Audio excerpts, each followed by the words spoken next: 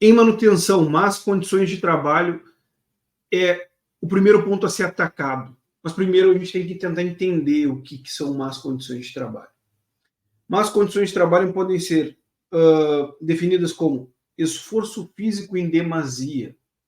Por exemplo, quando eu comecei a trabalhar, nós não tínhamos à nossa disposição recursos como guindaste, caminhão-muque, a pronto acionamento.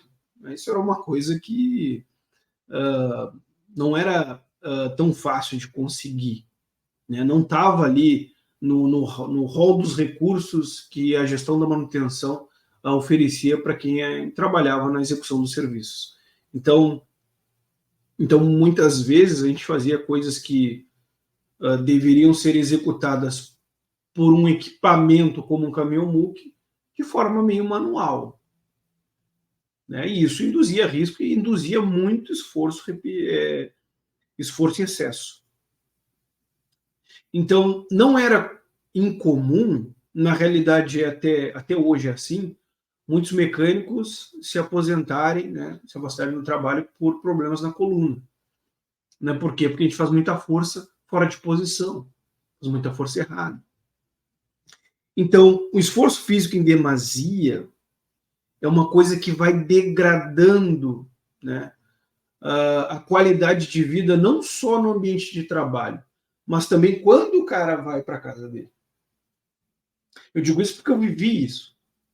Né? Eu trabalhei de mecânico, auxiliar de mecânico, muito tempo. Trabalhei de inspetor de equipamento, muito tempo. Trabalhei de supervisor de manutenção, muito tempo, e colocando a mão na ferramenta e sabendo exatamente qual é a dificuldade. Então, o esforço físico em demasia, ele não é só no como você está executando, ele acontece também pela falta de planejamento. Então, tu tem um tempo logístico, um desgaste logístico. Quando o colaborador ele pega do ponto A ao ponto B, o ponto A é a oficina, o ponto B é o equipamento que ele vai dar manutenção. Por falta de planejamento, do ponto A até o B, ele vai 10 vezes. Porque ele chega lá no ponto B, falta uma coisa, ele volta para o ponto A. Né? Então, ele fica se deslocando. Ele está se desgastando. Ele está em produção, com tempo apropriado numa ordem de serviço, com tempo apropriado na execução de serviço, mas produzindo muito pouco. Então, ele se desgasta um valor X para produzir um valor X dividido por 10.